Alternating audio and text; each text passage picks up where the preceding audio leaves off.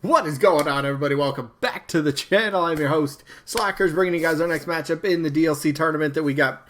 And it's been going on for a while, and it's still going to go on for a little bit longer. But, I mean, we got to go till there's a winner, right? That's the whole point of starting this thing. But, yeah, if you haven't seen it before, it's a simple concept. 100 characters are put into a tournament each day on the channel, except Sundays. I upload one of the matches from the tournament, and then we vote between one of the two characters that are in the match for the day. So, yeah, voting's a part of the rules, and there's a few more, so I'm going to throw them up on screen for us to just run through really quickly. And the rules are very straightforward. Keep this in mind. Rule 1 is for fun. What does that mean? Ultimately, you vote for who you want. Doesn't matter if they're disconfirmed. I don't care what their status currently is for Smash Bros. If you like the character, you are more than welcome to drop a vote for them. It's all good. Vote for who you want, not who's necessarily more likely. You can still vote for who's more likely. That's totally fine. You just vote for which character that you want. All right, keep that in mind. But do remember you only get one vote per person. How do you vote? Simple. Down in the comments, type the name of the character you are voting for. But if you happen to like both the characters that are in the match, yeah, you can vote for both. It's totally fine. It's always been a rule. Always will be a rule. If you want to vote for both, just simply type the word both. Totally works. All right, but rest of the rules, double elimination tournament, meaning the character will have to lose 2 times before being eliminated from this tournament. Once we get to the results to determine the winner and loser of each individual match, if there happens to be a tie in the votes, we'll just flip a coin on camera. It's the first way to break a tie. And then each matchup voting-wise only lasts for just 1 week. So when the episode gets uploaded, you have 7 days to get your votes in. If it comes in after the 7 days, well, just not going to count. All right, anyway, that is it. So let's get to the rest of the video. All right, so we got to go over the results from last week. Again, another loser bracket matchup. So whoever loses today is done from the tournament. So it was a good matchup last week, actually, between 2 pretty good characters. And we had, who was it? Tails from the Sonic series, who was taking on Skull Kid. And who ended up winning? This one wasn't as close as the last couple. But there we go. Tails ends up taking this one, 45 votes to Skull Kid's 25 votes. So congrats to Tails, moves on for at least one more match. At least one more. But Skull Kid, this is the end of the road for you, unfortunately. So Skull Kid has been eliminated. But hey, every character except one gets eliminated in the end, because the one character that doesn't ends up winning. Yeah. All right, but that's that. So let's go to the matchup for the day. So what matchup do we have? Aha, here we go. Matchup 149. We have Akira Howard from the Astral Chain game. Yes, that spirit as well from, what, a little over a month ago? Yeah, that character. Sad. I was actually sad about that one. But Akira's opponent, Morrigan from Darkstalkers. Now, that's the character that people say is like the queen of crossovers as well, right? At least people throw that name around. So, let's jump into the matchup. So, what do we got first? Akira Howard. Oh, man. When Astral Chain was kind of making the round, right before it was getting released, and, well, even after it got released, and kind of getting to know the character, how the character plays, if you never have played Astral Chain, which is actually a pretty phenomenal game, actually, to be honest. But if you don't know how the character works, you see Officer Howard and then Akira Howard. Go, well, what's the difference? They're twins, male and female. So whoever you choose, no matter who you choose, you're still Akira Howard in the end, essentially. So you could do the 4 male, 4 female. You got that, no problem. All right, so it's kind of another little cool thing to the characters, because we have that with characters already on the roster. So why not do for Akira as well? So this is the fun part, the moveset that I really like. When I started kind of just looking into the character a lot and going, all right, what could this character really offer that would be different? That's where the moveset comes in. So the main idea for the moveset would be Akira using these legions from the games. And these legions are like these kind of robotic mech type of thingies. I don't know how to properly describe them. But basically it would be like another...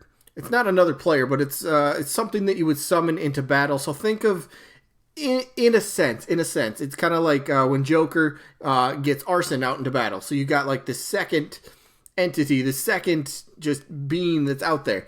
And I think that's where the moveset really can differentiate itself. So The way, and there's multiple. I think there's I think 5 different legions. I believe. Maybe I could be off by a number or two there, but 5 different legions. And I think the way that I've kind of always thought, use all the different legions, but you can use them in a really cool way. So a cool mechanic would be the neutral special, where Akira would be able to summon and then dismiss if you don't like the legion for whatever the style, whatever the matchup happens to be. If you need a specific legion for a specific spot, you pull out that legion, right? You summon that legion.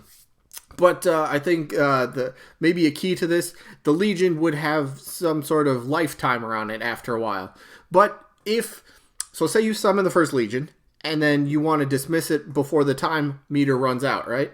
You dismiss it, and then you'd be able to resummon another legion immediately after. But if the life runs out, maybe there could be a tiny bit of a cooldown. You're like, oh, that legion just perished. I need something else. You gotta wait just a little bit. So you kind of gotta keep an eye on the timers, and you really gotta, I don't know, you just gotta keep it in the back of your head. You gotta keep an eye on the character, because the Legion would be a big part of the moveset. And somebody came up with a really cool idea that I never thought of before. So Akira, I think potentially for special moves. Let me talk about the legions here real quick. The different types that there would be. There is a sword legion, so woohoo, sword. But it's more than, well, you're going to have sword attacks with the legion. But you got sword, you have arrows, you have axes, you got a beast, which is kind of a melee type of, gets in your face and starts clawing you. And there's another one I'm forgetting, but there's like 5 different ones. And the idea that I'm taking from somebody, whoever it is, you definitely get credit. I don't remember the name, but the way side special could end up working would be Akira would do a specific move, him/herself, depending on what type of legion you have summoned. So, and the point they made was, all right, if Terry Bogard can have 2 side specials, if Hero can have 1,000 down specials, let's give a character like 5 different side special moves, which would be really cool. So, of course, whatever the Legion might be, I don't know if you're going to tie it in with an axe or a sword or an arrow, something like that. That could be kind of a cool thing. So, I don't know, side special for the arrow, maybe fires off some arrows. Maybe the sword, he kind of does like a lunging sort of slash or something like that. It'd be kind of cool, kind of interesting. So the whole mechanic with summoning and then dismissing your legions and keeping on the offensive pressure would be a pretty fun character. And when Astral Chain got the spirits, what was that? Yeah, about a month and a half ago, roughly, whatever that was. I was disappointed. I'm always happy to see new spirits come into the game, but I was a little disappointed because Akira was one of those franchises, one of those characters that were climbing up my, I want to see them in Smash Bros.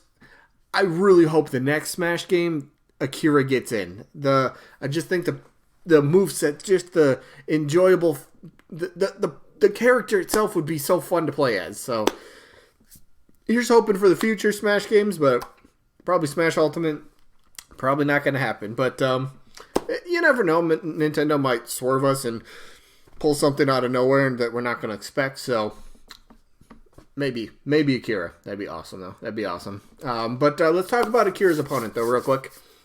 Morrigan from Darkstalkers. Now, yeah, her appearance always gets called into question, right? The good little boys and girls. That comment that some people take a little out of context for what Sakurai meant by it. But let's talk Morrigan. So, Morrigan, as you can see, Marvel vs. Capcom, she's been in that series, which is a fighting game. So she's already got a moveset at her disposal to use. So what would her moveset kind of look like? So her wings are like shape-shifting, right? I think that's what it was, right? Basically, her wings can kind of do so many different things. And for example, you could take like for an attack, one of the wings would like kind of wrap around her arm and kind of turn into a blade, and she kind of does like a slashing motion or something like that. I think the wings would wrap around her feet and end up turning like into a drill. So that could be like a down air potentially. It'd be kind of cool. You got the wings itself, which you could use for a back air. Yeah, back air. potentially neutral air, where you just kind of like do a little 360 in the air, and the wings just kind of like spread out and just kind of, you know, like similar to, you know, the Kirby spin, the neutral air, something like that, but a bit bigger range to that because, well, Morrigan's going to take up a bigger space than, well, Kirby does. But yeah, other things, I don't know, like, I think moveset, yeah, that's not an issue. Like I said, she's from a fighting game, or she's been in a fighting game. She definitely got a fan base going, but I think the only thing that kind of goes against her, and even though it's not that big of a deal, I don't have another photo, but it's her appearance, it's her outfit, it's her attire, right? Is that gonna work for Smash, or are they gonna have to touch it up? Are they gonna have to do something with it? And what, probably yes, I'd have to guess, but then that's where it's not an issue, because Morrigan does have alternate costumes and other skins and stuff like that where it covers up a bit more, and just use one of those costumes. That way you don't have any of the you won't have any of the controversy with the, oh, she doesn't look like she fits in, she reveals too much. There's none of that, so you don't have to worry about that. That's really not an issue.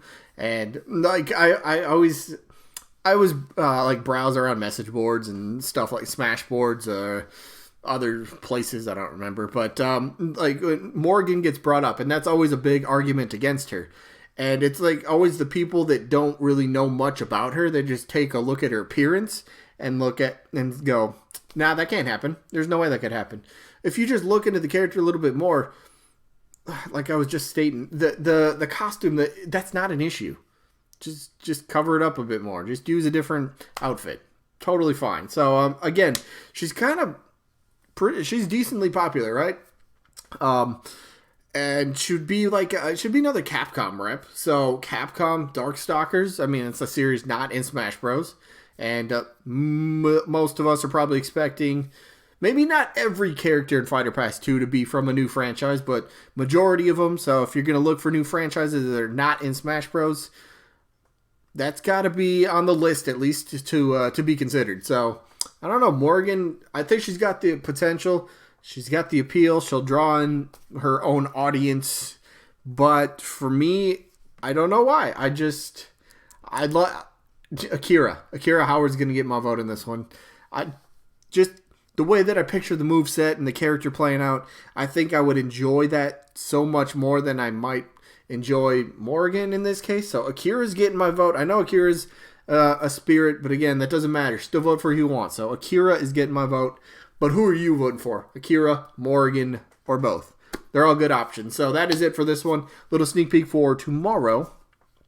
The matchup tomorrow. We have Amaterasu from the Okami series, who happens to be taking on Dr. Eggman. So Eggman's kind of got some momentum going because of the whole Sonic movie, but we can talk about that tomorrow. But that's the matchup, and then the results for tomorrow are going to be from Travis Touchdown, who is one of the highly speculated characters for Smash Bros. At the current moment. At least that's what I've been seeing.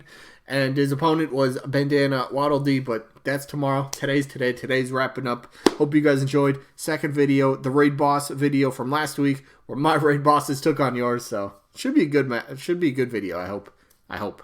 But that is it. Hope you guys enjoyed. Hopefully catch you on the next one. Peace out, everybody.